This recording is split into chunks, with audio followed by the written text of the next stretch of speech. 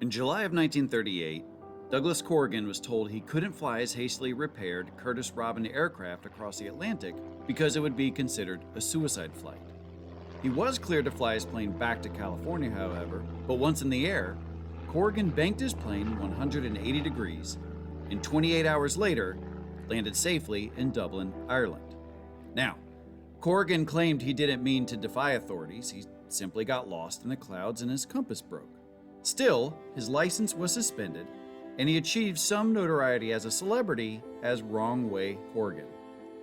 Because of this, a now well-known phrase entered our lexicon, a phrase which denotes someone who decides what to do as they go along with little or no plan.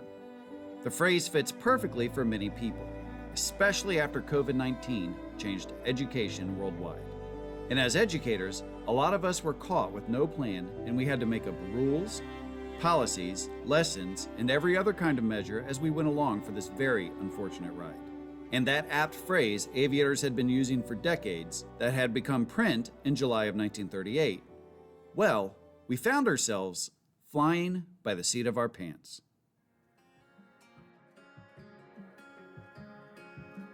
Welcome to the Instructor's Kit Bag, a podcast for all educators based out of Army Logistics University in Fort Lee, Virginia.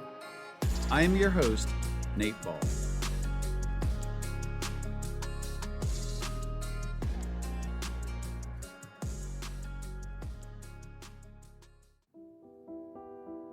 After discussing some of the drawbacks, challenges, and benefits of going through the pandemic with my colleagues in the last two episodes, I wanted to compile what we at Army Logistics University learned in order to be better prepared for another event of this magnitude.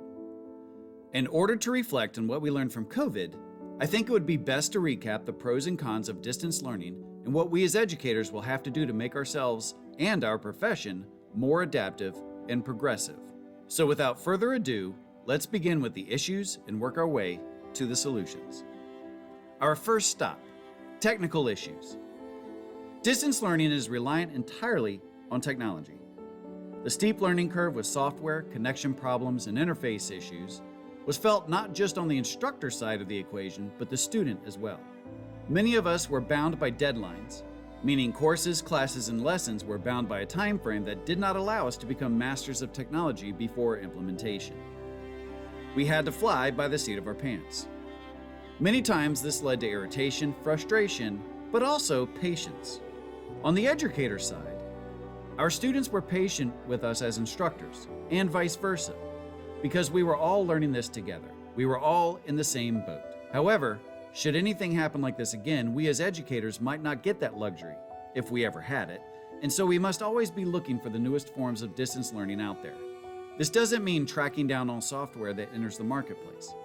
It should mean we are keeping a more keen eye or ear for innovations in this technology. That way, if another event occurs which requires us to adapt, we not only have our previous tools in our kit bag, but we have some knowledge of progressive technology which may help us to get better results. And an important reminder, when we have students, adult or otherwise, who may not have the skills we think they should have in technology, we must remember we are educators first, and that means we need patience. Our second stop, social interactions. The greatest strength of in-person teaching is connecting to our students on a human level. As a social species, we rely heavily on nonverbal communication, probably more than we realize. Recognizing excitement, fatigue, motivation, and shyness can all be done nonverbally. Distance learning can take away from that experience, especially for those of us who use interface software without video. All you get is the audio. So what are some good practices in creating or elevating social interaction within distance learning? How about more group activities? A lot of software now has the ability to create small breakout rooms for classes, which begs the question, what do the students do in there? Well, that's up to us as educators.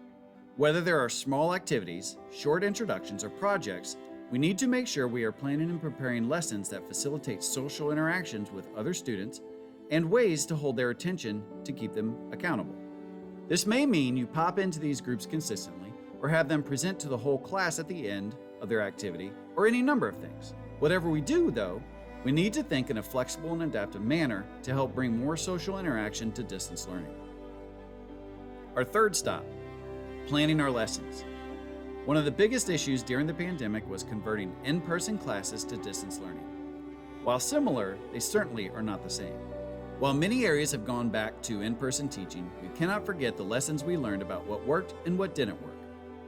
For our classes at Army Logistics University, many instructors and developers are now creating and revising lessons which include a distance learning variant.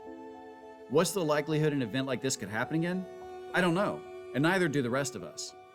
So having said that, what do your lesson plans look like? Is there a distance learning version? Or have you adopted a hybrid method? Which brings us to our last stop, hybrids. What does hybrid instruction look like?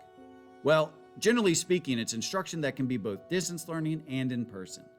It can also be asynchronous or synchronous. Hybrid instruction may not just be the way of education in the future, but could be a very effective way for students to engage with the material. Pre-work, pre-assessments, supplemental material, and activities can be done asynchronously, as well as done through distance learning.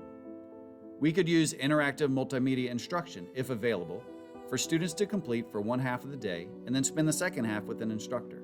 This creates not only a flexibility of schedule, but also a flexibility of various forms of media used for the classroom. And what else does this help? It helps make our syllabus or our assessment plans more transparent to supervisors, students, parents, and any other instructors or developers.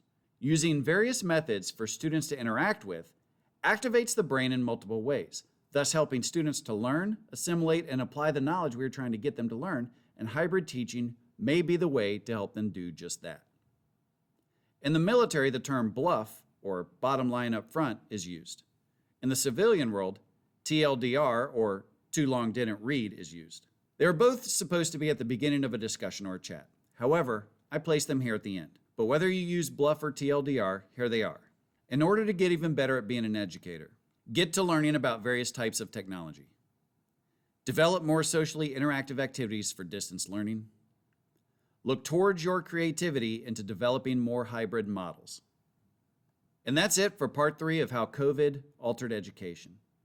Hopefully we can use this crazy world event as an opportunity to learn from our challenges and successes and better prepare for anything else that might disrupt our lives, or at least gain the knowledge and skills that we learned to not have to fly by the seat of our pants. You've been listening to the Instructor's Kit Bag, and never forget to stop learning.